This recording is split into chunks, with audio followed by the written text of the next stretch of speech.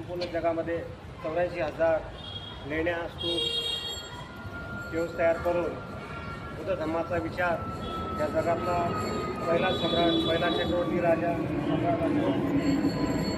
सर्वात महापुरुष आणि सम्राट अशोकाला भारताच्या संविधानामध्ये त्यांची राजमुद्रा आणून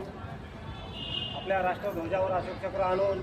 खऱ्या अर्थानं बुद्धाच्या विचाराला, सम्राट अशोकाच्या इतिहासाला न्याय देण्याचं ज्यांनी काम केलं आहे आणि तुमचे आणि आमचे उद्धारकर्ते मोदी सत्व परमपूज्य डॉक्टर बाबासाहेब आंबेडकर यांच्या विचाराला या ठिकाणी अभिवादन करतो।